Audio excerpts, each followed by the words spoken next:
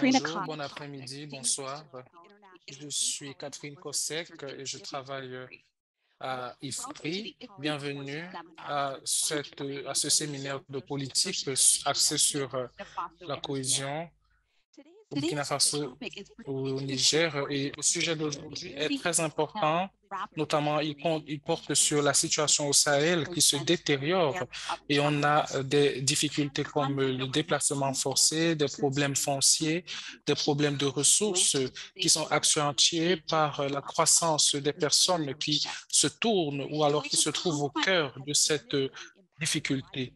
Et ceci impacte les moyens de subsistance, de la sécurité alimentaire. Et pour régler ce problème, le Programme alimentaire mondial et IFPRI ont signé un partenariat pour mener des interventions alimentaires et mener des recherches. Nous collaborons avec des partenaires clés, y compris l'Institut de la paix et du développement, et nous travaillons en étroite collaboration avec le Programme alimentaire mondial dans la région du Sahel.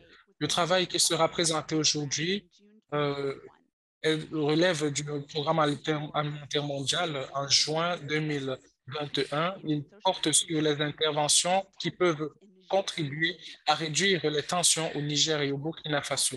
Ce travail se focalise particulièrement sur ces aspects et cela signifie beaucoup pour moi car je travaille sur toutes ces préoccupations et nous avons pour objectif de résoudre les problèmes que rencontrent les personnes à travers le monde et régler les problèmes de sécurité climatique.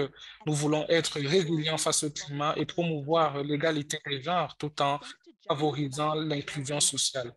Grâce à NORAD, nous embarquons dans un partenariat pour fournir des apprentissages et du soutien au programme alimentaire mondial. Nous allons bientôt lancer cette initiative et collaborer avec le programme alimentaire mondial, non seulement pour cet événement, mais également pour les événements futurs. Si vous voulez écouter la présentation en français, alors sachez que nous avons l'interprétation en langue française. Vous pouvez donc cliquer sur l'interprétation, l'onglet Interprétation et sélectionner votre langue.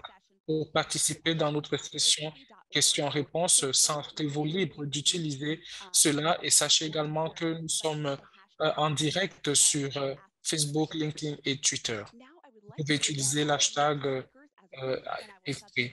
Je vais donc également appeler chacun de nos intervenants par leur nom. Thomas Conan travaille au sein du Programme alimentaire mondial et il a 18 années d'expérience pendant que nous aider dans le cadre de la relance. Il a travaillé avec des agences de donation avec le Programme alimentaire mondial en 2021 pour soutenir les pays d'Afrique de l'Ouest. Dr. Juanes Corojo est un expert en agro-industrie avec plus de 20 ans d'expérience en matière de chaîne de valeur et de développement du marché. Il travaille dans le cadre de la résilience des systèmes alimentaires et bien sûr, le programme alimentaire mondial fait également partie de ses partenaires. On travaille sur l'impact et la ressource des ressources naturelles sans oublier les processus d'égalité des genres. Il a beaucoup d'expériences telles que euh, les droits de la propriété intellectuelle, des actions collectives. Opolipo est le directeur exécutif à l'Institut de la paix et du développement. Il a beaucoup d'expérience dans le domaine de l'économie, de l'agro-industrie et du développement. Il s'est spécialisé sur la sécurité alimentaire, le changement climatique et l'agriculture durable. Tixam est un spécialiste en contrôle et en suivi et évaluation et aussi en matière de gestion de projet une expérience importante en matière d'assistance humanitaire. Il travaille également dans le cadre du bureau du Programme alimentaire mondial et soutient le Programme alimentaire mondial en Afrique de l'Ouest et l'aide à développer, à contrôler et à gérer la résilience, les programmes de résilience. Nous avons également Nancy Makaki qui a un PhD en agriculture et ressources économiques de l'Université de George Mason et elle se focalise sur la gestion des ressources naturelles, la gouvernance, les institutions, les droits de la propriété et aussi le système sanitaire et sans oublier la réponse au changement climatique. Merci. Je vais à présent appeler Monsieur Conan pour sa Hello, présentation. everyone, and greetings from Dakar, Senegal. Bonjour à tous. Very warm welcome also from my side. Bienvenue à tous. I'm very happy to Je see suis so très many heureux people d'être here des vôtres et de voir autant de personnes connectées. Ceci montre to put l'intérêt que vous things on portez agendas. aux questions de sécurité alimentaire et de résilience dans la région du There Sahel. have been Lorsque nous adjustments avons commencé avec ces activités, nous avons competing interests vu deux across tendances the Sahel concurrentielles. region, L'une était especially in the Sahel where la rapid GDP sécurité dans deterioration le Sahel qui se détériorait, les crises financières et aussi les problèmes d'ordre géographique. Et ce sont des développements qui ont lieu au centre du Sahel, au Burkina Faso et au Niger. Nous avons vu des répercussions sur les personnes et l'insécurité est devenue l'un des principaux moteurs de ces problèmes dans la région. Et il y avait également une tendance positive. Il y a de cela quelques années, nous avons travaillé avec des partenaires sur la résilience, avec d'autres agences également, et on s'est focalisé sur euh, la nutrition, le renforcement des activités de renforcement des capacités. Et nous avons commencé à montrer les résultats positifs de cet investissement sur la restauration de l'écosystème, sur la résilience des communautés. Et aucune de ces activités ont participé à la cohésion sociale et sur le terrain, nous travaillons avec les autorités locales, les communautés pour être plus efficaces et voir comment ces activités contribuent à la cohésion sociale dans les communautés et même en dehors. Et avec cette étude, nous avons donc pour ambition de fournir des preuves pour contribuer à la cohésion sociale sur la base de la collecte des données et aussi des examens théoriques. Alors, nous sommes très enthousiastes à l'idée de partager les résultats de ces recherches avec vous afin que vous sentiez l'impact. Nous voulons que ces recherches ou ces résultats euh, vous aident le continent et nous voulons intensifier nos efforts dans le cadre de notre collaboration avec les partenaires pour nous focaliser sur trois objectifs pour exploiter les opérations, contribuer à la cohésion sociale et améliorer la paix. Nous voulons renforcer les autres générations afin afin qu'elles contrôlent et mesurent la cohésion sociale en partenariat avec d'autres partenaires et avec chacun de vous aujourd'hui, si vous voulez nous joindre, bien sûr, dans cet exercice. Merci de nous avoir rejoints aujourd'hui et j'espère que nous aurons des délibérations fructueuses. Merci Thomas Conan pour son allocution d'ouverture. J'aimerais à présent appeler notre prochain orateur. Nous aurons Kororo du Programme alimentaire mondial. Il va nous parler il va nous présenter de l'approche intégrée du Programme alimentaire mondial pour plus de résilience. Merci à tous de nous rejoindre. Nous allons donc prendre un instant pour vous présenter notre approche de résilience intégrée. Prochaine diapositive, s'il vous plaît. Et dans cette diapositive, je vais vous montrer la raison pour laquelle nous investissons dans la résilience dans la région du Sahel. Comme vous le savez, ou alors comme vous pourriez le savoir, le Programme alimentaire mondial est l'organisation la plus large, l'organisation humanitaire la plus large au monde. Et bien sûr, la situation du Sahel nous a poussé à repenser notre approche. Comme vous le voyez, la région du Sahel rencontre beaucoup de crises qui se produisent en même temps, tout simplement parce que c'est à cause de de sa situation géographique. Et les pays du Sahel font face à la dégradation environnementale, mais également des problèmes sociaux comme les conflits armés. Tous ces problèmes ne peuvent donc pas être réglés en une seule intervention. Et c'est la raison pour laquelle aujourd'hui nous parlons d'un programme de résilience intégrée. Et notre point de vue a toujours été axé sur la réhabilitation des écosystèmes. Et vous voyez, les terres qui se dégradent empêchent les personnes de renforcer leurs conditions de vie. Et ce n'est pas tout. Cela affecte également toutes les personnes qui vivent dans ces localités, les jeunes filles, les enfants en âge d'aller à l'école et d'autres personnes qui dépendent de ces terres pour survivre. Et c'est la raison pour laquelle, en plus de la réhabilitation de l'écosystème, le PAM, le Programme alimentaire mondial, se focalise également sur la nutrition, le transfert de le transfert cash-based et nous voulons également insister sur certains protocoles de marché. Nous continuons de renforcer également le système éducatif et renforcer les capacités des institutions afin qu'elles réalisent leur mandat et s'assurer que le tissu social soit préservé et que nos communautés euh, aient un accès amélioré à l'alimentation. Prochaine diapositive, je vais donc vous montrer à quoi ça ressemble en termes pratiques. Vous savez, il est très important d'anticiper et de savoir ce qui pourrait se passer à l'avenir. Il faudrait donc renforcer les capacités pour anticiper les différents chocs et les crises qui pourraient avoir un impact sur les conditions de vie des communautés. C'est très important. Et les interventions liées à l'information euh, pour savoir quel système est très important. Alors, on, on pourrait donc insister sur les décisions, sur ce qu'il faudrait planifier, quelle variété utiliser, ou alors quelles activités devrait-on promouvoir.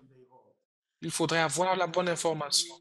Et cette capacité d'anticipation est donc très importante et nous allons nous focaliser là-dessus. En plus de cela, nous aidons les communautés à s'adapter aux situations en cours en se rassurant qu'elles n'aient pas accès au, euh, euh, en se rassurant que le féminisme soit respecté. Nous nous focalisons également sur la transformation sur la façon dont la nourriture est utilisée et consommée. Nous avons des cadres institutionnels pour nous assurer que l'ensemble de la communauté ait accès aux ressources naturelles et s'en servent de manière plus durable pour s'assurer que les générations à venir puissent également en bénéficier et ne tombent pas dans le même de la pauvreté, dans le même piège de la pauvreté. La prochaine diapositive nous vous montre l'interdépendance entre ces différents secteurs. Prochaine diapositive, s'il vous plaît. Comme vous pouvez le voir, avoir une terre productive est très importante. Alors, ce que nous faisons, c'est que nous présentons les différentes technologies de récolte. Nous utilisons également de l'eau pour créer des activités et s'assurer que les différentes personnes s'en servent. Et vous avez des plantes et ces plantes sont également utilisées dans les écoles pour ravitailler les enfants. Et en même temps, les enfants prêtent également attention à l'environnement. Les enfants pensent à entretenir et à préserver l'environnement. Prochaine diapositive. En termes de statistiques, lorsque nous avons commencé ce travail en 2019, nous avons travaillé avec 1,3 million de bénéficiaires impliqués dans notre programme. Nous avons réhabilité 35 000 hectares de terres dégradées. Et notre mission est que d'ici 2028, nous voulons euh, euh, faire bénéficier ce programme à 5 millions de personnes et réhabiliter environ un demi-million d'hectares de terres dégradées. Alors, nous vous appelons donc tous, autant que vous êtes, à nous rejoindre pour renforcer cette résilience des communautés dans la région du Sahel, parce que répondre aux urgences tout le temps ne suffit pas pour vivre une vie digne dans la région du Sahel. Il est donc important de s'équiper, d'équiper notre peuple du Sahel afin qu'ils puissent travailler d'eux-mêmes au lieu de toujours attendre l'aide humanitaire. Prochaine diapositive, s'il vous plaît.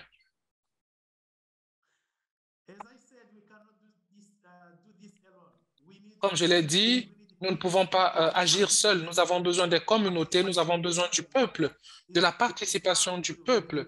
Cela fait partie de ce que nous faisons. C'est très important parce que le sens de la destinée est entre vos mains et vous pouvez donc planifier ce que vous pouvez faire dans votre communauté. Nous voulons également euh, nouer des partenariats avec les gouvernements et les institutions régionales. Pour l'instant, nous travaillons avec certaines agences des Nations Unies et le G5 Sahel, le secrétariat exécutif du G5 Sahel, mais nous nous focalisons également sur le Great Green World Initiative et nous voulons continuer notre travail sur le terrain avec plus de 80 partenaires et collaborateurs qui nous aident dans la mise en œuvre de ce programme. Nous avons également des partenariats avec des universités pour nous assurer que la recherche prend également en compte ce que nous faisons pour fournir des preuves de ce qui fonctionne bien afin que d'autres partenaires et investisseurs sachent de quoi il s'agit et aient une idée de l'investissement que nous mobilisons. Donc, nous allons nous arrêter ici et je vais laisser le soin aux autres de continuer cette conversation. Je reviendrai plus tard pour voir si vous avez des questions. À vous, modératrice. Merci, merci pour ces remarques. À vous, merci à vous, Onès. J'aimerais à présent appeler notre prochain orateur pour sa présentation sur la cohésion sociale et l'émancipation des femmes. Merci. Alors, lorsque le PAM nous a approchés pour traiter de la cohésion sociale, nous avions travaillé sur des mesures qui entraînent la cohésion sociale. Il y en a des mesures, mais ceci était relié à d'autres travaux que nous avions faits. Et en particulier, les problèmes de régime foncier et d'émancipation de la femme étaient très importants. Prochaine diapositive. Regardez comment le régime foncier est lié à la cohésion sociale. Dans un premier temps, nous devons savoir ce que c'est que le régime foncier.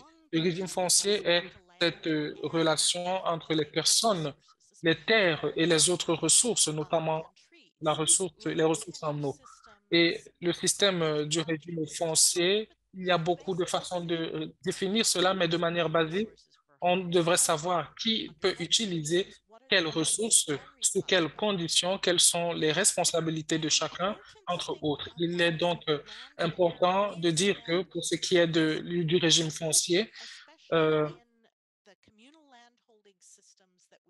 on a des systèmes que l'on retrouve en Afrique, notamment au Sahel, et le régime foncier essaye de rassembler les personnes qui partagent une terre et essaye, et nous remarquons également qu'il y a des problèmes conflictuels avec des utilisateurs en concurrence, et on l'a mentionné un peu plus tôt,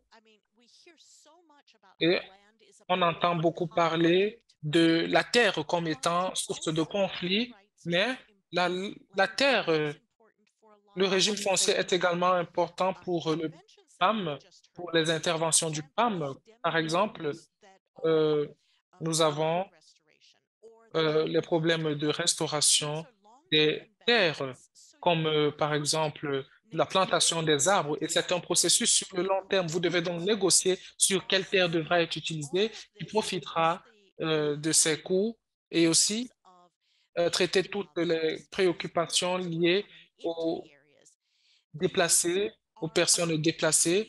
Alors, voilà donc des raisons pour lesquelles le régime foncier est très important. Dans la prochaine diapositive, nous voyons également pourquoi le genre est également important lorsqu'on parle de cohésion sociale. Vous devez vous souvenir que le genre, lorsqu'on parle de genre, on renvoie beaucoup plus aux hommes, aux femmes, aux jeunes filles, aux jeunes garçons.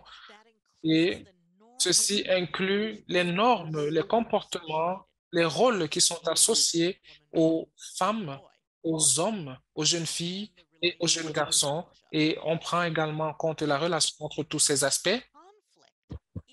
Après, maintenant, le conflit est généralement axé sur le genre pour la plupart du temps. Les femmes et les hommes expérimentent le conflit de manière différente et sont affectés par le conflit de différentes manières. Et le renforcement de la paix et la construction de la cohésion sociale peuvent créer de nouveaux espaces pour les femmes afin qu'elles s'engagent. Nous l'avons vu au Libéria et au Rwanda, par exemple, où nous avions l'espace public. Les femmes ne s'engageaient pas à ce niveau avant, mais après les conflits, elles ont commencé à s'engager et le renforcement des capacités, l'émancipation de la femme peut également contribuer à la fois à la cohésion sociale et euh, et aux différentes activités. Vous devez repenser ou alors penser à comment le genre peut être pris en compte dans toutes les activités, de la planification à la mise en œuvre. Ceci inclut également les différentes notions comme des investissements fonciers, la productivité et les activités liées à la nutrition et voir également comment s'attarder sur le genre de manière générale. C'est très important pour faire fonctionner cela et créer cette synergie positive au lieu de renforcer le cycle négatif que nous voyons en situation de conflit et même en situation post-conflictuelle.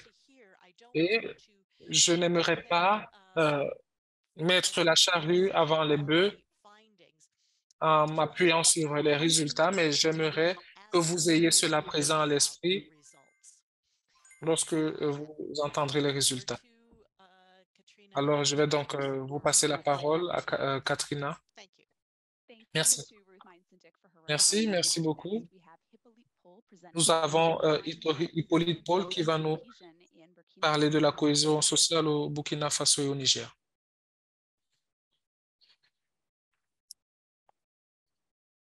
L'interprète n'entend pas l'orateur.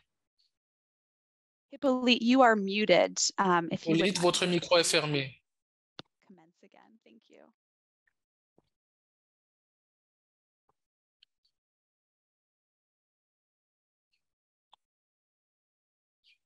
We are still not hearing anything. On ne vous entend toujours pas, Hippolyte.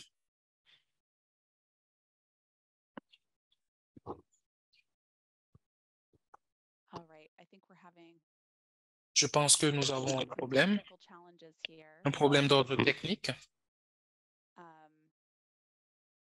right, Hippolyte, I'm not sure if Hippolyte, doing something with your equipment je ne will sais help. pas ce qui se passe avec votre équipement.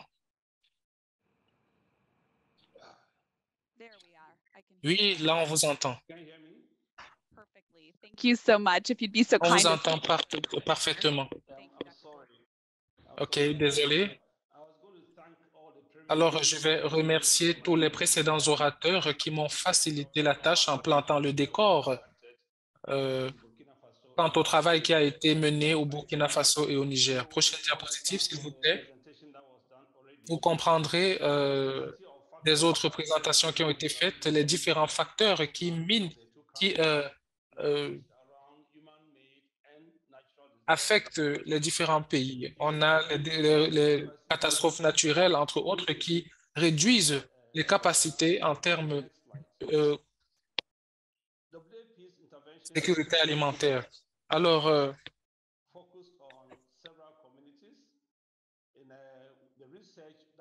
on s'est focalisé sur certaines recherches que nous avons menées et on s'est focalisé sur 14 sites dans chacune des régions, comme vous pouvez le voir sur le croquis. Prochaine diapositive.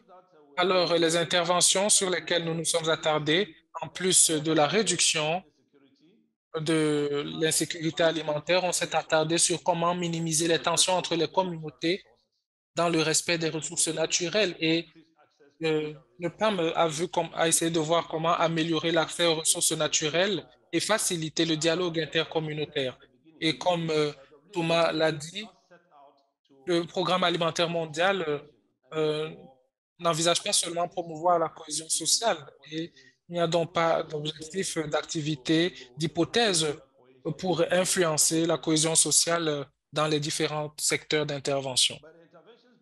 Mais nos interventions se focalisent sur deux principaux secteurs et est canalisée par le travail, les actions et le renforcement des capacités. Et il y a également des programmes qui sont dirigés pour promouvoir la réhabilitation des terres, l'accès aux ressources en eau, l'amélioration des sols, dans l'optique de réduire les vulnérabilités dans les communautés et de réduire les conflits intercommunautaires qui sont liés à la compétition en termes de ressources. Prochaine diapositive, le PAM, les interventions du PAM se sont focalisées sur quatre secteurs. Nous avons le soutien en matière, le soutien financier, l'assistance en matière d'alimentation à travers la distribution de la nourriture. Nous avons le renforcement des capacités, notamment, et aussi le transfert de technologie. Et c'est ce à quoi certains ont évoqué, pardon, un peu plus tôt avant moi, de manière éloquente. On a parlé de la réhabilitation des ressources naturelles, entre autres. Cette technologie a été transférée. Voilà donc les quatre axes qui représentent la base de nos interventions sur le terrain. Prochaine diapositive.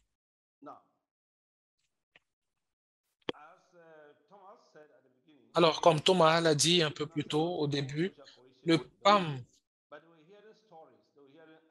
vous avez, pardon, certaines histoires, notamment ce que vous faites, ce que vous faites nous permet d'être mieux, de favoriser la cohésion. Alors, la question est, jusqu'à quel point le PAM travaille pour arranger cela? Alors, pour l'instant, il n'y a pas de théorie, il n'y a pas de base pour mesurer cela. Prochaine diapositive. Alors, la recherche a été faite pour trouver comment les interventions du Programme alimentaire mondial contribuent à la réduction des tensions et à la promotion de la cohésion sociale. Voilà un peu le thème de la recherche. Prochaine diapositive. Parce qu'il n'y avait pas de contexte, il n'y avait pas de contexte à la promotion de la cohésion sociale dans nos activités. Nous avons donc décidé de faire pour opter pour une approche sur le terrain, pour comprendre ce qui ne va pas. Et lorsque nous nous y sommes rendus, nous avons essayé d'établir les indicateurs ou alors quelles sont les données qui entraînaient cela et nous avons utilisé des approches. L'interprète n'entend plus l'orateur. Nous nous sommes focalisés sur les groupes de discussion, sur les interviews à plusieurs niveaux pour essayer de comprendre venant des participants, venant de ceux qui travaillent sur ces différents sujets, ce qui se passe, où est-ce que ça se passe, comment est-ce que le changement pourrait intervenir. Et nous avons également fait une petite recherche pour essayer d'avoir, euh, pour essayer de savoir à quel point la cohésion sociale pourrait euh, impacter ces activités. Alors, qu'en est-il des résultats? Prochaine diapositive, les résultats. Les résultats nous démontrent que, ou alors les participants ont dit, oui, les activités du PAM nous aident à régler les problèmes de vulnérabilité qui existaient déjà. On a parlé des problèmes comme la sécheresse, les inondations, les feux de forêt, les conflits locaux et le terrorisme et l'extrémisme violent qui accourent dans ces lieux. C'était donc les problèmes auxquels ils étaient confrontés et ils ont donc pu régler ce problème. Prochaine diapositive, s'il vous plaît. Alors, ce qui se passe, c'est que pour ce qui est de la réhabilitation des ressources, les, les progrès ont été bénéfiques.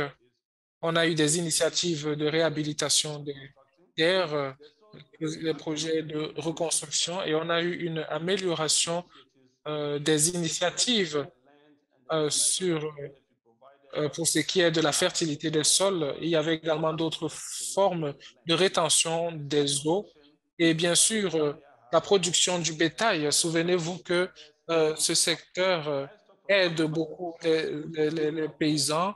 On s'en est donc servi pour améliorer euh, le bétail, travailler à la diversification des, des- de la nourriture du bétail et les différents bergers n'avaient donc plus besoin de se rendre, de parcourir des distances, des longues distances pour nourrir leur bétail.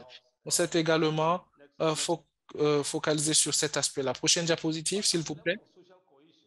Au niveau de la cohésion sociale, les participants indiquent que, en plus de tous ces points, ces éléments naturels, on a également la cohésion sociale au niveau horizontal, c'est-à-dire entre les individus, entre les groupes et entre les personnes, ces différentes communautés qui travaillent ensemble pour faciliter le dialogue, pour faciliter le consensus et créer des opportunités d'engagement au niveau local et aussi l'intégration des déplacés internes, parce qu'il y a les déplacés internes et partout où il y a les déplacés internes et les réfugiés, on essaye de les intégrer dans la communauté. Prochaine diapositive, s'il vous plaît. Nous avons demandé dans le cadre de la recherche quels sont les éléments qui contribuent à la construction de la cohésion sociale. Et vous pouvez voir les résultats sur la diapositive.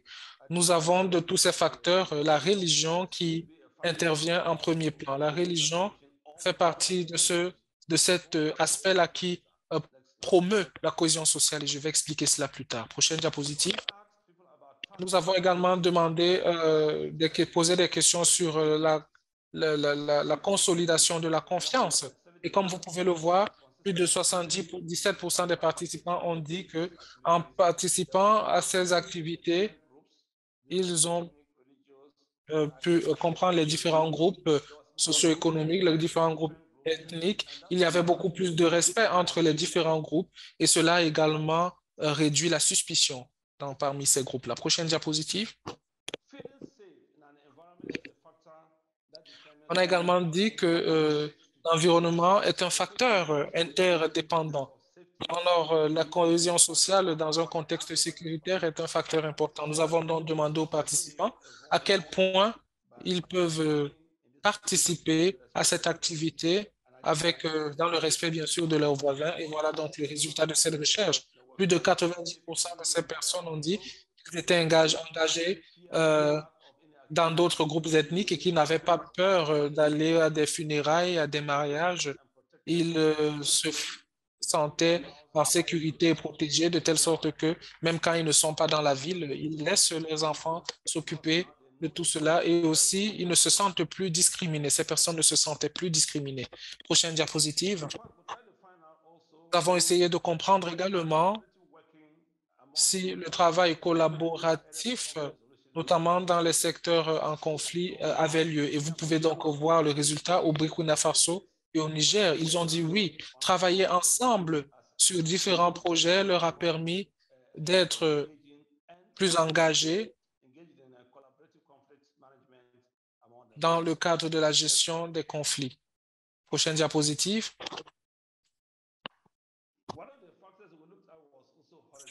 Un des facteurs sur lesquels nous nous sommes attardés était également la cohésion verticale, c'est-à-dire les personnes de couches sociales différentes.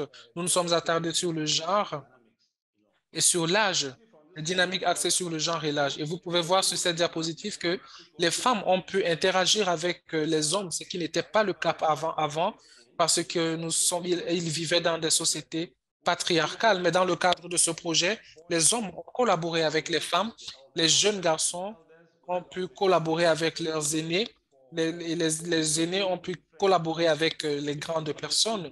Il y avait donc différentes tranches d'âge comprises dans ce projet. Ils ont donc tous travaillé ensemble et ça a donc créé une cohésion sociale verticale.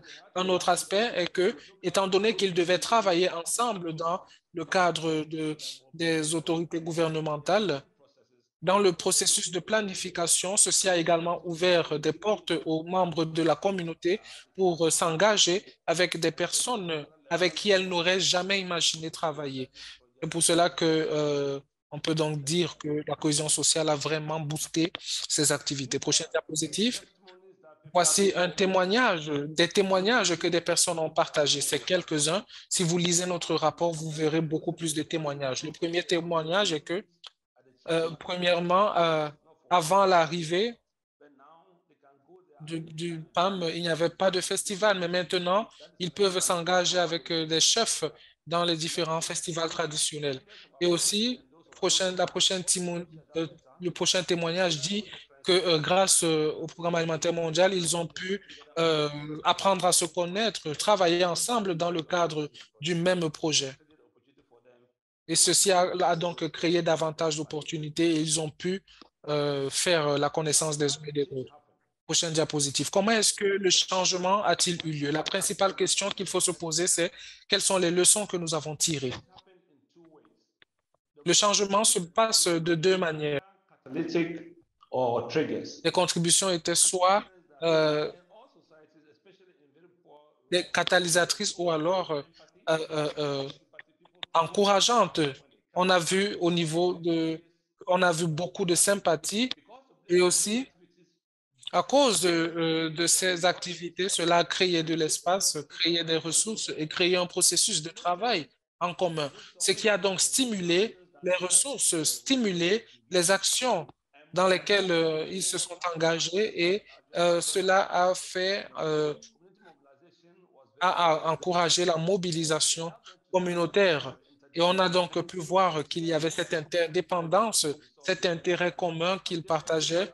Et s'ils travaillent ensemble, on peut en travaillant ensemble, le PAM résout beaucoup de problèmes. Et aussi, ce qui est encourageant, c'est que euh, ceux qui n'avaient jamais travaillé ensemble avant ou par le passé et qui ont maintenant l'opportunité de se rencontrer peuvent travailler ensemble. Et à travers cela, il y avait des stéréotypes qui existaient. La suspicion régnait.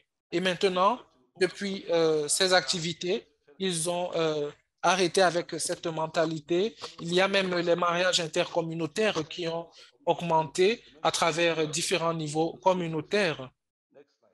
Prochaine diapositive.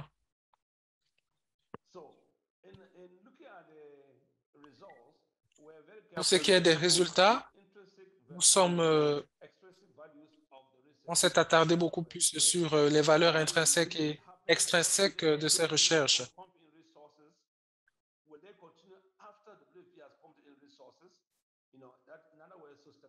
En d'autres termes, ici, on s'est posé des questions de durabilité et il était euh, concret que oui, on apprécie ce que le PAM fait, mais on voudrait que le PAM avance un pas après l'autre parce que il faudrait savoir comment créer des interventions qui permettent aux communautés de continuer d'agir dans le cadre de ces activités sans le soutien du PAM. Et aussi, la religion était également un facteur déterminant pour la cohésion sociale à la fois au Niger et au Burkina Faso, tout simplement parce que dans les deux pays, la religion a une place prépondérante. Il y a donc il y avait donc plus de conflits intra-religion et on va donc s'attarder là-dessus plus tard. C'est d'ailleurs un secteur dans lequel nous allons davantage enquêter. Le rôle de la femme est également à prendre en compte. Nous avons parlé du rôle de la femme dans la société qui doit être respectée parce qu'elles apportent des revenus, elles font avancer la société, mais il y a également le problème de propriété foncière. Parce que dans certains cas, on disait oui, les femmes ont accès égal aux terres au Burkina Faso, mais au Niger, ce n'était pas clair. Mais on a vu que dans la plupart des cas, les terres appartiennent aux hommes. Il y avait un problème clair entre le droit d'utiliser la terre et le droit de la terre, le droit d'en posséder et le droit d'utiliser la terre. Alors, il y a donc des limitations dans le cadre de cette étude. Comme on l'a mentionné, le champ d'application était limité. Et aussi, pour ce qui est des problèmes sécuritaires, on a, on n'a pas pu toucher toutes les communautés et cette réalité peut donc être différente de ce que nous avons, et certaines réalités peuvent donc être différentes de ce que nous avons étudié. Cette étude où la collecte des données a eu lieu entre février et mars et c'est la saison sèche et les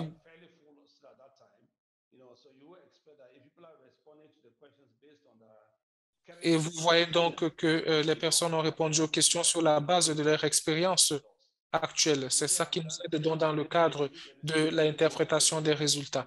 Nous avons également remarqué que cette recherche a été menée en période, si cette recherche, pardon, avait été menée en période de pénurie, alors peut-être les résultats auraient été différents. Nous avons donc eu ces limitations. Les résultats n'étaient pas inattendus, mais il n'était pas unique non plus. Prochaine diapositive. Il y a eu des suggestions des participants parce qu'on leur a demandé si vous avez une recommandation à faire au programme alimentaire mondial, qu'est-ce que vous allez suggérer? Ils avaient donc des suggestions à faire. Ils ont fait, pardon, des suggestions. Prochaine diapositive.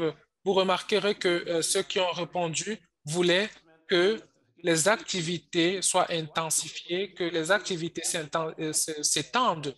Ils voulaient également plus d'opportunités pour la production et les activités génératrices de revenus.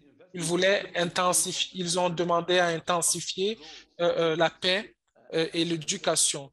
Et aussi, ils voulaient prendre en compte également que l'on prenne en compte les infrastructures complémentaires et les investissements pour le développement. Ils voulaient également investir dans le cadre de l'agro-industrie pour non seulement produire pour eux-mêmes, mais également produire pour commercialiser. Voilà donc ce que nous pensons, comme nous considérons comme des principales recommandations qui ont été faites. Et pour notre perspective, en fonction des résultats que nous avons obtenus, il y a cinq interventions que nous envisageons faire, continuer de consolider et d'étendre les activités en cours, mais il y en a d'autres qui doivent être révisées et réorientées. Par exemple, le problème du rôle de la femme dans le système. Dans le système, il faudrait que les femmes, plus de femmes aient accès aux terres et en possèdent. Il faudrait donc voir comment réorienter cela. Un autre secteur était la distribution d'argent pour soutenir les différentes activités. Il y avait beaucoup d'appels qui ont été faits pour revisiter cette approche pour qu'elle ne soit plus, pour qu'elle ne pèse plus pour les fermiers ou les paysans. Il y a eu beaucoup de recommandations. Il y a également eu des recommandations pour reconnaître, valider et exploiter les capacités locales et les différents potentiels, notamment les capacités locales des chefs et des chefs traditionnels. Comment est-ce qu'on peut s'en servir? Comment on peut se servir de ces compétences-là dans les différents groupes? Avoir des équipes de gestion des communautés, c'est très important, mais on a également évoqué le fait que les leaders traditionnels ont toujours été là et seront toujours là. Il faudrait donc renforcer leurs capacités pour rendre leur rôle dans la société plus durable.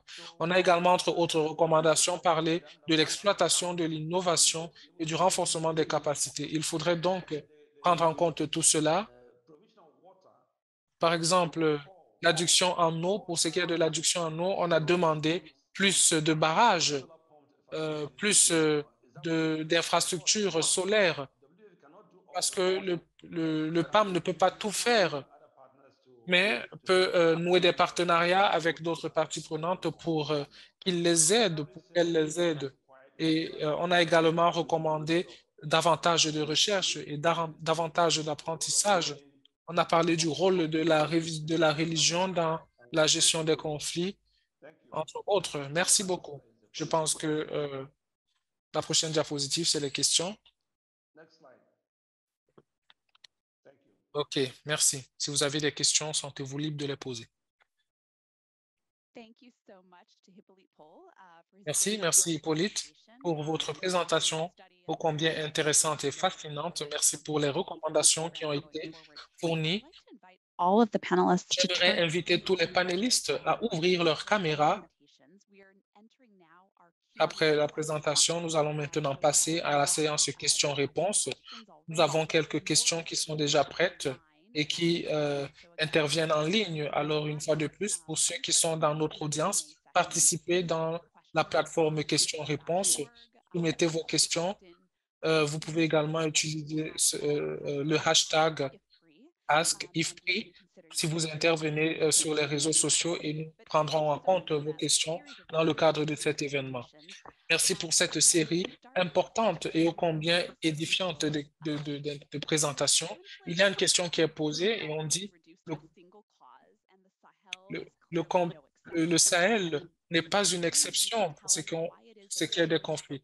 Alors, pouvez-vous nous dire pourquoi vous vous focalisez sur la disponibilité et la gestion des terres pour ce qui est de cette étude particulière?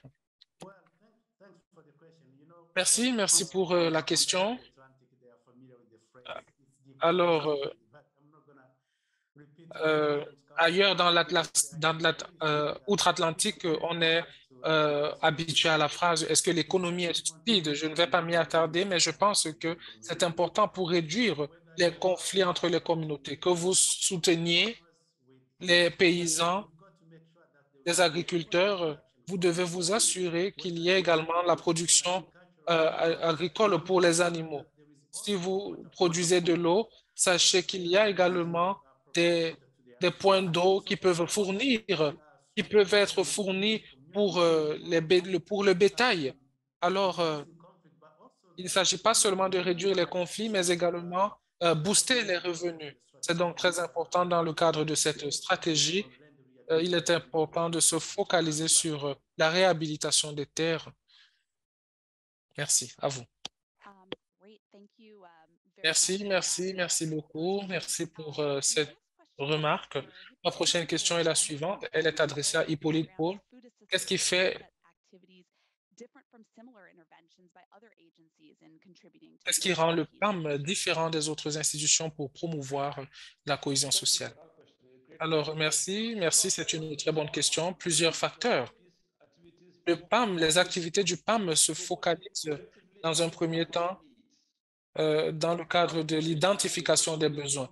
Alors, il ne s'agit pas de quelqu'un qui dit que voilà ce que vous voulez, vous avez, voilà ce dont vous avez besoin. Non, on essaye on identifie les besoins réels. Il y a également le dialogue que nous promouvons qui permet aux personnes de prendre les décisions sur ce sur quoi il faudrait se focaliser. Et aussi, et- à cause de ce processus de dialogue, il y a eu cette révolution au niveau. L'interprète n'entend plus l'orateur.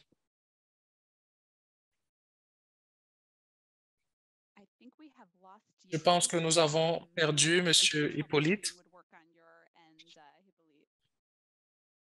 Hippolyte?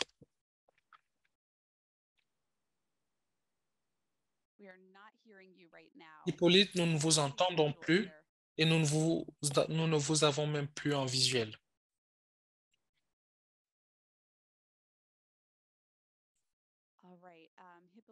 OK. Étant donné que nous n'entendons plus Hippolyte, je vais vous demander de, s'il vous plaît, faire pause sur vos remarques. Vous interviendrez peut-être plus tard. La technologie est parfois difficile à comprendre. Je vais donc poser une question. Ruth, pouvez-vous nous dire quelles sont les mesures à prendre en compte pour s'en sortir, s'il vous plaît? Oui, bonne question. Nous avons entendu parler de la terre comme étant, ou du foncier comme étant la source de tous les maux. Alors, j'aimerais revenir sur deux aspects. Premièrement, les personnes dans les communautés disent qu'elles veulent accueillir les étrangers et le PAM fournit des ressources supplémentaires pour accroître la valeur de la terre et fournir d'autres sources de sécurité alimentaire. Et ceci rend donc plus facile la tâche de ceux-là qui veulent accueillir les autres. Mais il y a un autre point, et je pense que c'est Nancy McCarthy qui interviendra plus tard et qui faisait partie de cette étude. Elle a fait des études sur l'interaction entre les communautés agricoles et ceux-là euh, et les bergers. Il y a toujours eu cette collaboration complémentaire entre les deux groupes, mais également il y a eu des tensions. Et c'est même historique. Ça date de Mathusalem. Alors,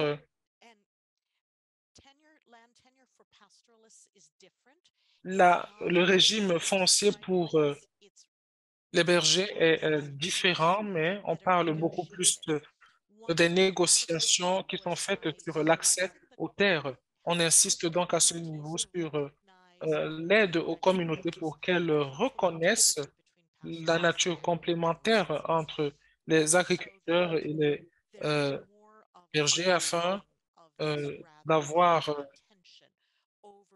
moins de tension autour de ce problème.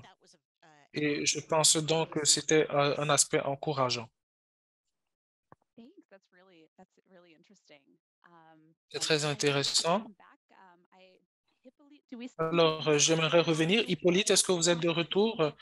Est-ce que vous avez pu surmonter vos difficultés Oh, perfect. So I just wanted to technologiques? kind of what you D'accord. see this J'aimerais donc work savoir with qu'est-ce qui making fait different assets activities different from de PAM and are l'assistance working by other agencies and contributing to social de cohesion. l'assistance du PAM quelque chose de différent des autres organisations. Thank you again for the chance. Alors, I think merci like pour la parole. Comme je le disais, that problem comme is d'autres organisations, il ne s'agit pas seulement d'entrer dans une langue user et de dire ce qui est important pour la communauté. Le PAM a un processus qui se focalise sur l'identification des besoins réels des communautés. you know, and then Et ces besoins sont identifiés par les communautés elles-mêmes. Et le processus PPP est un processus qui a pu travailler sur des personnes de backgrounds différents et les rassembler pour qu'elles décident sur ce qu'il fallait faire. Et dans ce processus, on a brisé les barrières et les interventions elles-mêmes ont fourni des résultats concrets qui ont répondu aux attentes des différentes personnes. Amélioration de la fertilité, l'accès à l'eau. Ceci a donc rendu la vie facile aux personnes. Ils ont donc découvert que travailler ensemble pouvait leur fournir plus de résultats que s'ils travaillaient de manière isolée. Il y a également les bénéfices. Ils ont réalisé que l'interdépendance entre eux, il existait entre eux une sorte de relation de symbiose. Et les agriculteurs, par exemple, utilisaient les déchets utilisés par le bétail pour s'en servir comme engrais. Alors, c'est cette cohabitation-là qui existe et ceci aide également à effacer toutes les tensions qui existaient auparavant parce que lorsque deux personnes se rencontrent, travaillent ensemble et en récoltent les fruits ensemble, alors ils vous réalisent qu'il faudrait continuer de travailler ensemble. Merci. Merci, ça fait sens. Merci beaucoup. Merci, vous avez terminé votre réponse. J'espère que je peux également soulever une question, poser une question à Thomas Conan. Alors, je me demandais comment est-ce que les résultats peuvent-ils être utilisés pour renforcer les programmes de résilience à travers le monde, c'est-à-dire par le PAM, mais également par d'autres partenaires.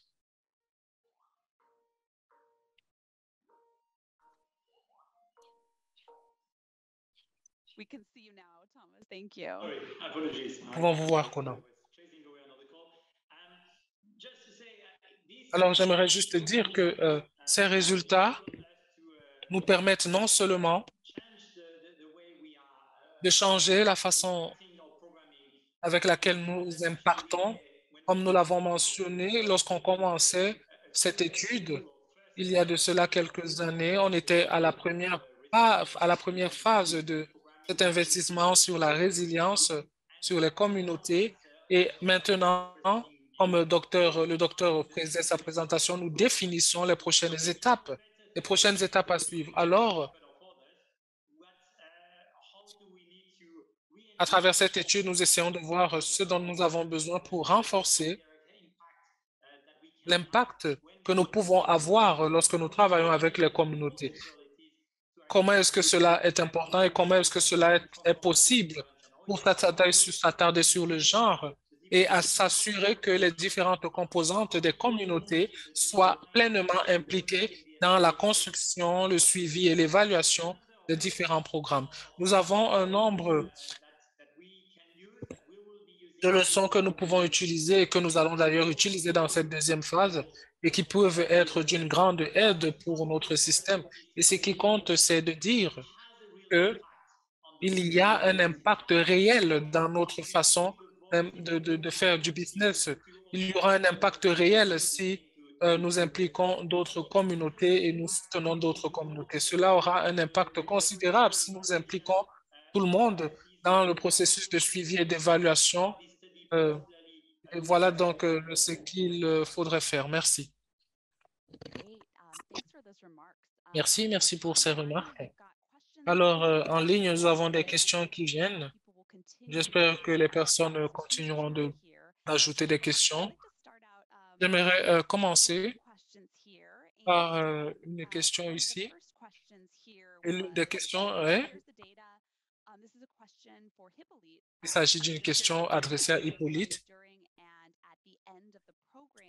Est-ce que les données, a-t-il eu des données avant et après le programme? C'est une situation difficile. Travailler dans un contexte difficile et fragile, je sais que beaucoup d'entre vous n'avaient pas cette ligne de base. Alors, prendre des décisions sur la base seulement des informations que nous avons, c'est important. Alors, j'aimerais donc, Dr. Hippolyte, est-ce que vous pouvez éclairer notre lanterne là-dessus et nous dire quelle étude a été menée à cet effet et quelles sont vos impressions? Qu'est-ce que vous faites dans ce type dans ce, dans ce type de contexte? Merci. À vous. Merci, c'est une bonne question. Comme nous l'avons dit dès le départ, il n'y avait pas de ligne de base parce qu'il n'y avait pas d'intention de faire la programmation sur la cohésion sociale. Alors, comme résultat, il n'y avait donc pas de ligne de base. Le PAM n'a pas fait.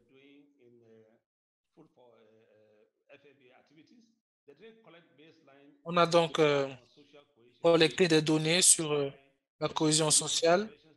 C'est la raison pour laquelle on a opté pour une approche qualitative pour essayer d'apprendre des points de vue et des expériences des personnes qui sont impliquées. Alors, quelle est cette expérience? C'est-à-dire, comment est-ce que à quoi ressemble la cohésion sociale? Comment est-ce qu'on la définit? Pourquoi est-ce que la cohésion sociale est importante pour eux? Et c'est comme ça qu'au fur et à mesure que nous menions des recherches, nous avons utilisé les points de vue des personnes pour savoir comment est-ce que ils comprennent la cohésion sociale. Et ceci avait donc pour objectif euh, de nous permettre à comprendre. Et maintenant, nous espérons avoir plus de données qui peuvent servir de ligne de base pour couvrir plus de pays. Ou alors, je ne sais pas si euh, c'est le cas pour Thomas, mais dans d'autres projets, on inclut la cohésion sociale comme une activité intentionnelle et à la fin, euh, vous verrez le progrès que nous avons fait de l'endroit où nous sommes de l'endroit où nous étions, pardon, jusqu'aujourd'hui. Je pense donc que l'utilisation des données sera également nécessaire pour les prochaines études. Merci. Alors, cela fait bien évidemment sens. Merci pour cette réponse. J'ai une question pour Wannes. Onès.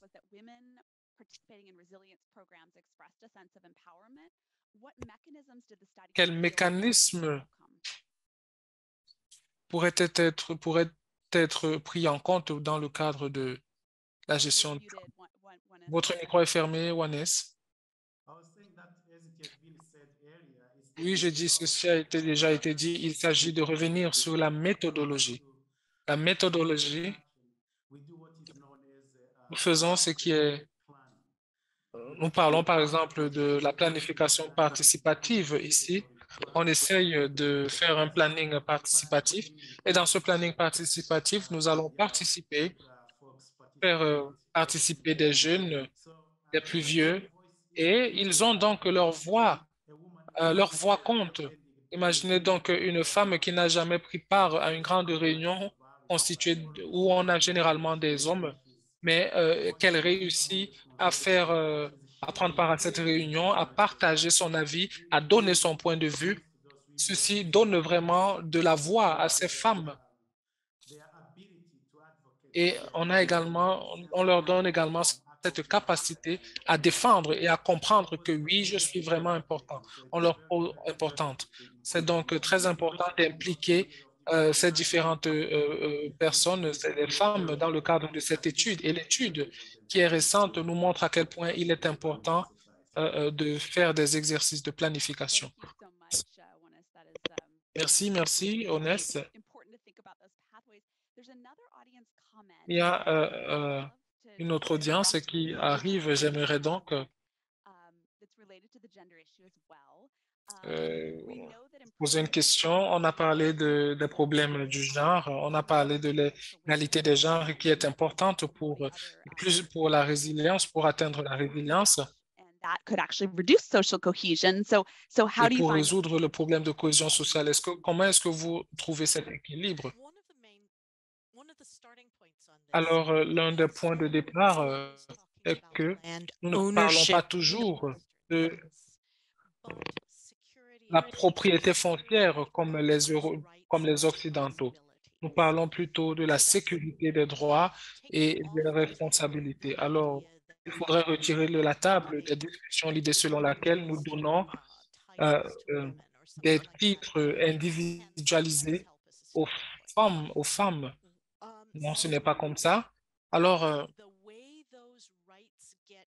la façon dont ces droits sont mis en œuvre sur le plan pratique dépend d'un processus de planification, c'est-à-dire lorsqu'une terre est donnée à un groupe de femmes ou alors à une communauté de femmes, elle contribue à la nutrition des différentes familles. Et c'est donc un point de départ où d'autres dans la communauté disent oui, les femmes ont des droits sécurisés, c'est bien pour tout le monde. Mais euh, le processus étape par étape de réalisation que euh, le régime foncier est impliqué également dans la plupart des processus et aussi intégrer les femmes dans ce processus crée cette opportunité et montre que les femmes peuvent également en avoir. C'est donc une façon, le plus souvent, de faire, au lieu de dire,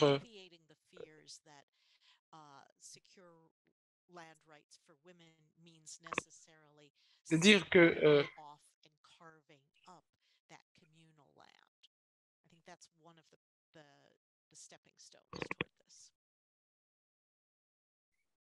Great, thank you for that. It seems like there's merci. hope that there is balance here. There's possibly small question. J'ai une autre question posée par Andrea Beau. Rassembler Rassembler les personnes semble être important pour promouvoir l'inclusion sociale. Alors, qu'en est-il de la facilitation? Est-ce que quelqu'un peut répondre à cette question, s'il vous plaît?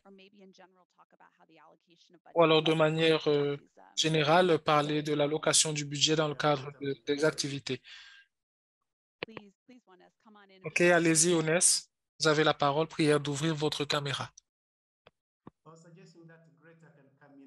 Alors, je suggère que Greta intervienne et nous donne un peu une réponse à cette question. Non, OK, merci. Nous n'avons pas un budget particulier pour facilitation de cette réunion, mais je pense qu'il est important de dire qu'un certain nombre de personnes ont parlé de la planification participative que nous faisons et c'est important. Nous essayons de travailler avec les communautés. Nous travaillons dans le cadre du processus de planification et ce que l'étude a également démontré, cet engagement continu avec les communautés. Nous avons les communautés de gestion dans le cadre des activités que nous menons. Et les gens continuent de s'engager au fil des ans, continuer d'apporter plus de groupes, entre autres, et nous essayons donc de vous donner euh, une vue d'ensemble de toutes nos activités. Merci. Thank you so much for that, Greta. Yes, Merci. complex budgets. I can only Merci. imagine how difficult to get C'est un budget complexe, mais je peux imaginer, mais there. c'était quand même important d'avoir une idée à cet effet. Which is how Une do question you pour Hippolyte. include Comment est-ce que vous pensez qu'on peut resources améliorer cohesion? euh, I think kind les of conditions de vue? there is livelihoods as being central here, and Ici, how on a parlé cohesion kind of de la contributes cohésion to sociale. livelihoods. Over to you. Et comment est-ce que cette cohésion sociale peut être utilisée pour améliorer les conditions de vie ou les moyens de subsistance, pardon. Oh, Hippolyte, your Hippolyte, votre micro est fermé.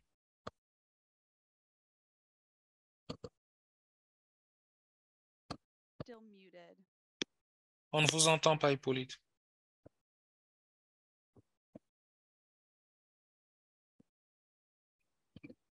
Yeah, it definitely shows as muted. If you're not able to come in and if one of the other panelists would like to take that Alors, question about si how vous ne pouvez pas intervenir, est-ce qu'un autre panéliste peut répondre à cette question? Comment est-ce que la cohésion sociale peut promouvoir ou alors peut améliorer les moyens de subsistance? Oui, je pense que la cohésion sociale peut appuyer ou alors améliorer les moyens de subsistance, mais en même temps, les moyens de subsistance peuvent également entretenir et booster la cohésion sociale. Alors, c'est des éléments interdépendants. Il ne s'agit pas, vous savez, lorsque vous avez des ressources, vous tendez parfois à sortir du confort et parfois, vous ne remarquez pas que l'autre personne utilise quelque chose qui devrait vous appartenir. Alors, c'est important de maintenir cela en perspective et dire que la cohésion sociale renforce les moyens de subsistance et vice-versa. Mais je vois Hippolyte est de retour. I'm sorry, I keep Oui, je having suis de technical retour. difficulties. Désolé, je continue de faire So face à des social problèmes de cohesion connexion. something Alors, la that cohésion sociale when we look at an agrarian promeut, setting, facilite les moyens, améliore les moyens de subsistance. Et on a parlé, par exemple, des terres qui sont allouées pour euh, which is already inherent in les the différentes activités. Comment est-ce que vous créez ce sens de la propriété? Comment est-ce que vous faites en sorte que la propriété devienne une source de revenus? Nous avons vu, par exemple, lorsque la terre qui est améliorée est également partagée entre les femmes, entre les différentes communautés. Vous remarquez que travailler ensemble pour protéger cette propriété et les ressources naturelles, les ressources en eau, c'est important pour nos profits mutuels. Et lorsqu'on commence à comprendre cette interdépendance, à comprendre ces différentes propriétés, alors différentes parties prenantes travaillent ensemble et nous avons vu un exemple d'agriculteurs et d'éleveurs qui travaillent ensemble pour s'assurer qu'ils partagent les mêmes ressources, les ressources communes qui viennent de l'agriculture, travaillent ensemble pour protéger les cours d'eau. Et maintenant, ils ont vu que en travaillant ensemble, on maximise le profit. Il y a donc cet effet, c'est important. Nous obtenons plus en travaillant ensemble qu'en travaillant de manière individuelle. Et c'était donc un enseignement important des activités, tiré des activités du PAM. Et il y a donc eu ce désir de travailler ensemble qui a participé à faciliter et à encourager la cohésion sociale. Merci, merci. On a donc parlé de créer des opportunités pour le bénéfice de plusieurs personnes. Fantastique. J'aimerais revenir sur la session de questions-réponses et il y a notre présentation sur la mesure de la cohésion sociale et les recherches perspectives. J'aimerais donc demander à Artie McCarthy ouvrir sa caméra. Les autres participants vont donc fermer leur caméra. Nous allons écouter cette présentation de 15 minutes. Nous allons avoir 5 minutes pour les questions-réponses. Sentez-vous libre également en ligne de soumettre vos questions dans la boîte de discussion et nous allons bien sûr les lire. Merci.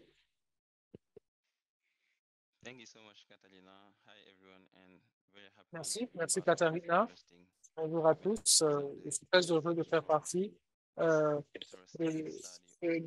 faire partie des vôtres et j'aimerais revenir donc sur le suivi et la mesure de la résilience. Donc, en fait, pour notre part, nous allons un peu présenter donc l'approche de suivi et de mesure de la résilience au niveau du PAM. Donc, juste rappeler que c'est une approche qui a été adaptée donc à partir donc de l'approche corporate globale du PAM au niveau mondial en ce qui concerne donc le suivi de la résilience. Donc, c'est une approche qui est en tout cas taillée et designée selon donc le contexte un peu spécifique et voilà multidimensionnel du Sahel, donc le contexte dans lequel nous intervenons. Next slide.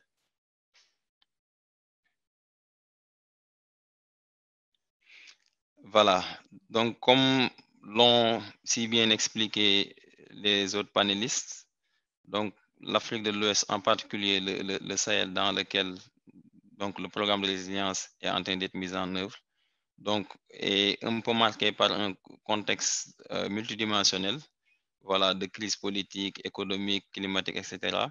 Donc qui fait aussi donc remarquer une nécessité d'avoir une programmation intégrée telle que donc le programme de résilience. Donc de ce fait également, pour un peu pouvoir suivre en tout cas les performances de ce programme, il nous faut également une approche de suivi intégré qui ne prenne pas en compte juste voilà un indicateur ou un autre, mais également une approche qui essaie en tout cas d'épouser les différentes composantes de ce contexte. Et l'une des premières en tout cas pièces de ce puzzle, c'est un peu les analyses de vulnérabilité. Donc, on a parlé du contexte sécuritaire dans le Sahel, du contexte socio-économique, climatique, etc.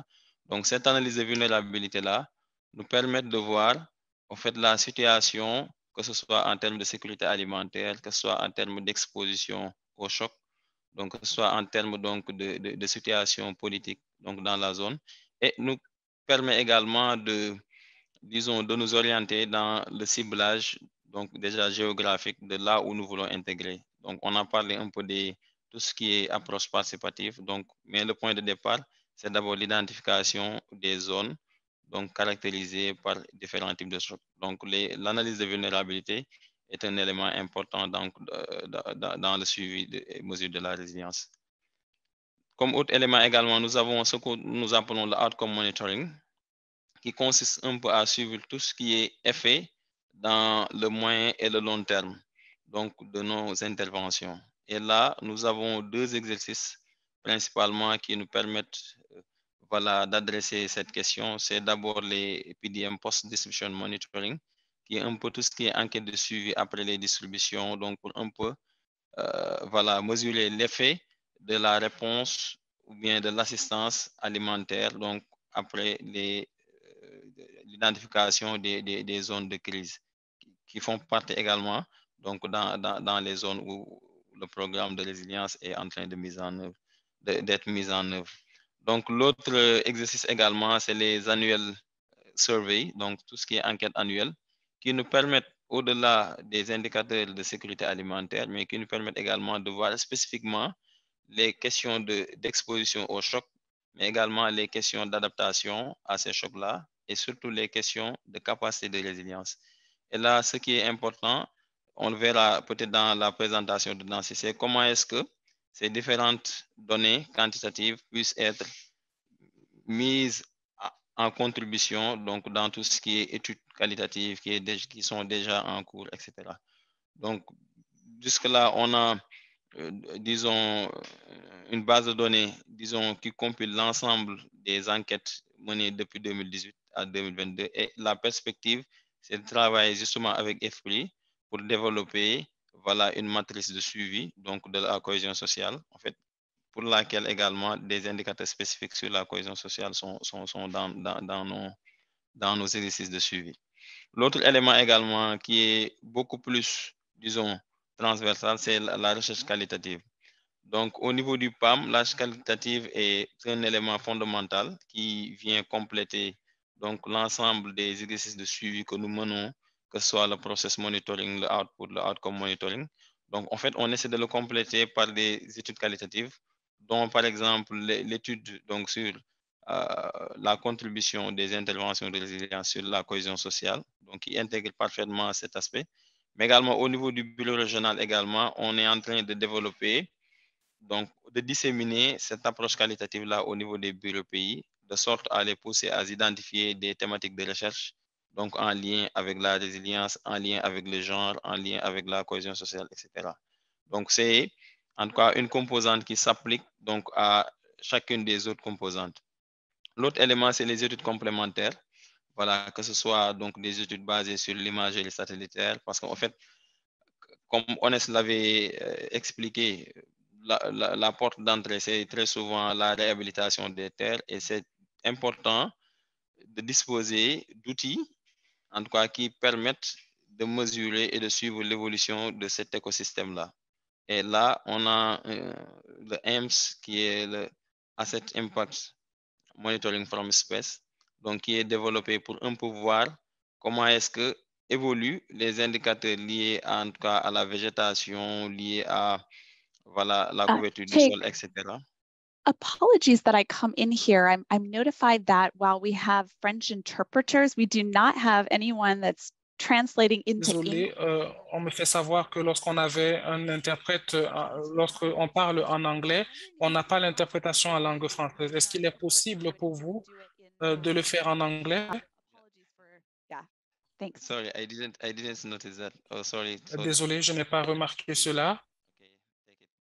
So I was saying that we have designed our monitoring system to Je disais donc que nous avons essayé, nous avons façonné notre système de contrôle pour régler le contexte, la question du complexe à laquelle nous sommes confrontés lorsqu'on parle de résilience.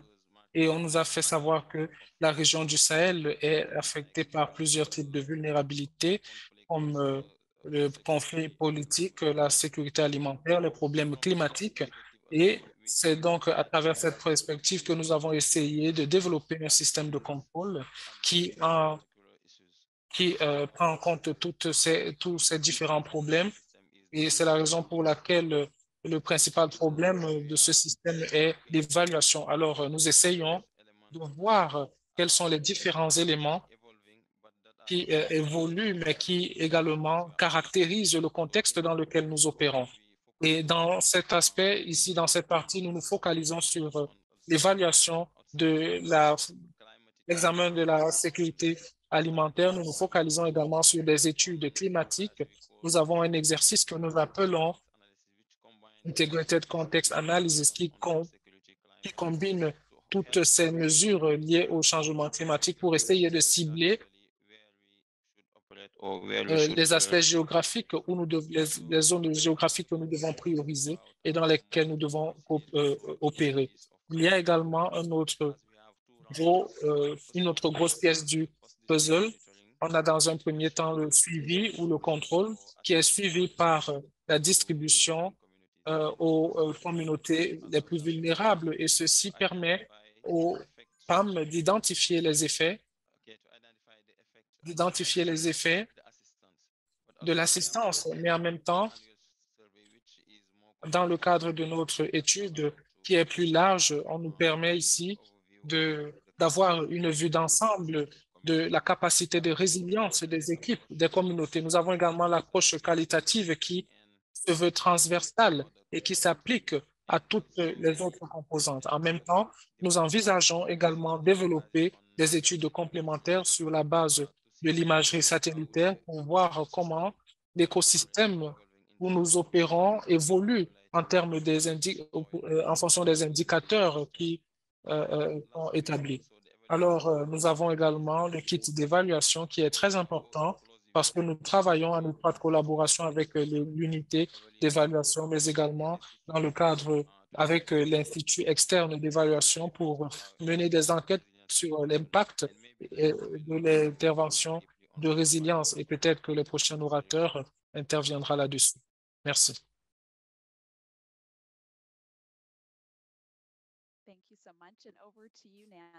Merci à vous, Nancy.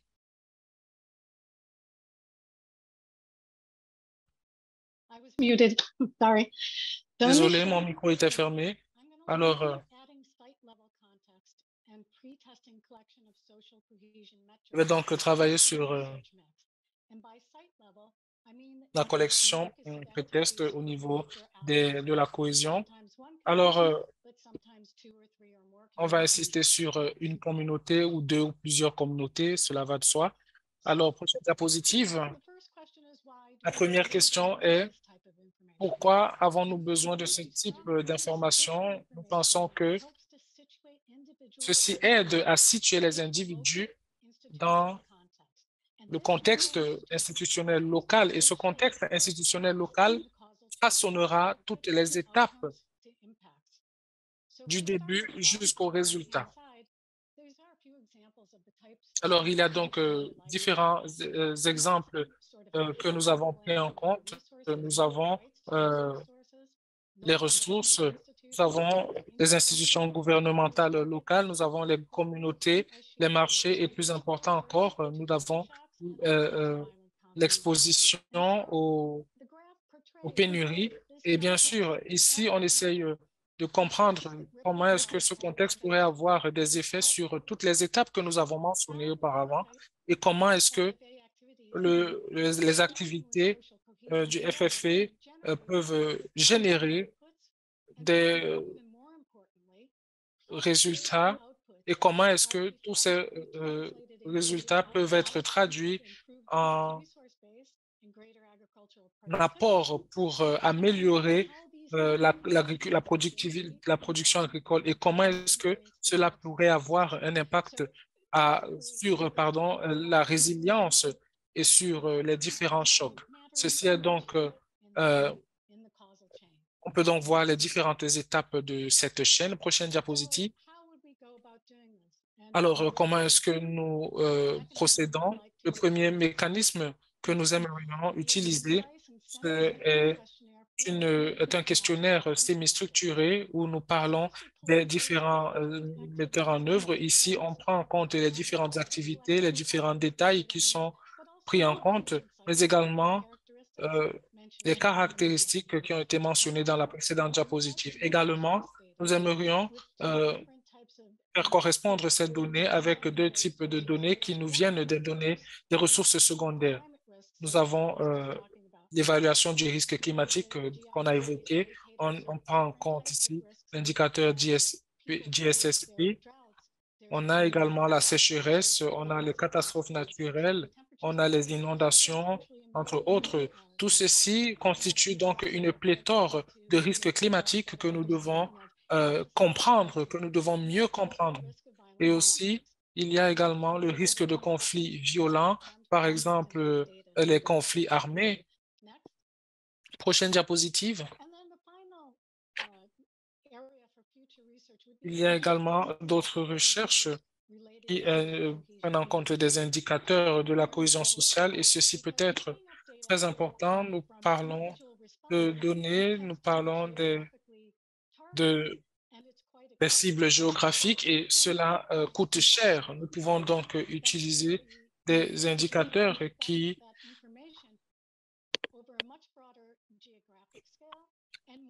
offrent des compétences géographiques et de manière plus fréquente. Alors, nous avons la cohésion sociale, comme nous l'avons dit. Il y a beaucoup de moyens de parvenir à la cohésion sociale, et cela doit être fait dans le contexte avec lequel vous traitez. Alors, il n'y a pas de méthode universelle, mais nous avons juste essayé de prendre quelques points qui peuvent être appliqués à ce contexte particulier. Alors,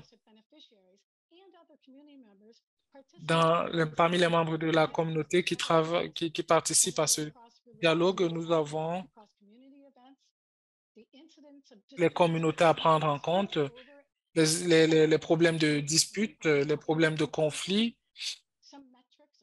Nous avons la gestion des conflits collaboratifs, nous avons la densité du marché, des réseaux de gouvernance et des réseaux sociaux.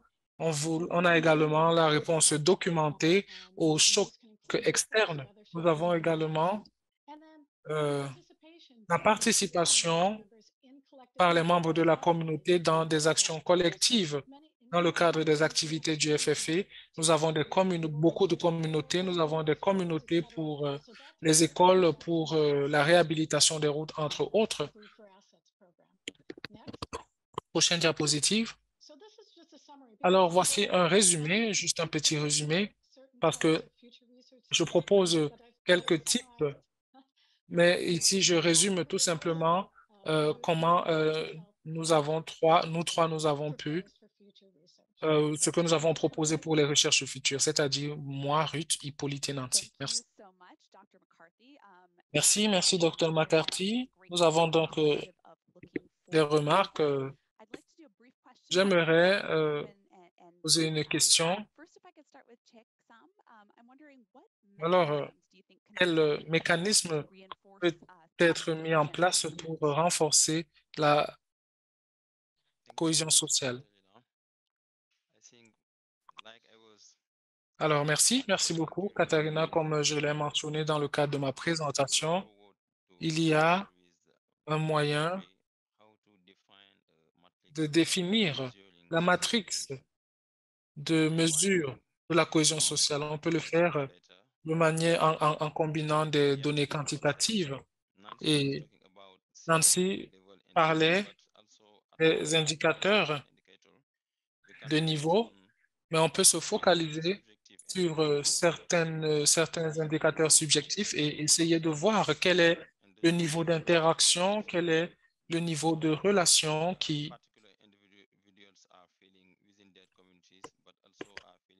peut être que les différents individus ressentent dans les communautés et dans notre système. Nous avons ce type d'indicateur qui est lié au capital social et on essaye donc de voir comment ces indicateurs évoluent en utilisant les activités résilientes. Je pense que ça fait partie des points d'entrée pour voir comment nous pouvons appliquer les mesures. Merci. Merci. Nancy, pour vous, quelle est la frontière? Est-ce qu'il y a, qu'est-ce que vous pensez qui pourrait être prometteur pour les prochains travaux?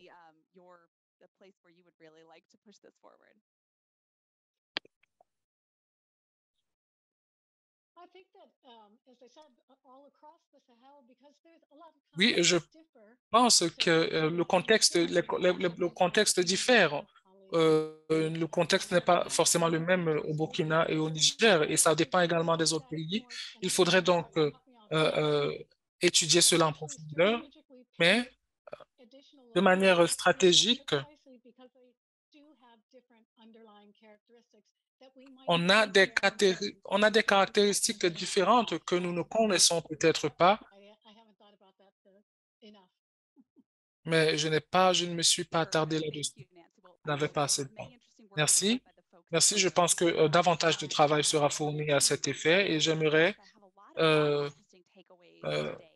vous dire que nous avons tiré beaucoup de leçons des échanges d'aujourd'hui. Nous avons travaillé et nous avons eu beaucoup de difficultés. Il y a eu des problèmes liés à la complexité et de la fragilité, les problèmes en rapport avec les moyens de subsistance, entre autres, mais on a également parlé de la limitation des données dans ces différents paramètres et essayer d'avoir ou alors d'en ressortir avec des réponses qui peuvent être appliquées dans ce paramètre. Et je pense que dans le cadre de cette équipe a fait un travail remarquable, un travail formidable. Comment est-ce que la programmation sera donc mise en œuvre? Comment est-ce que cela peut affecter ou alors constituer quelque chose de critique, d'important, de crucial pour construire cette cohésion sociale, réduire les tensions qui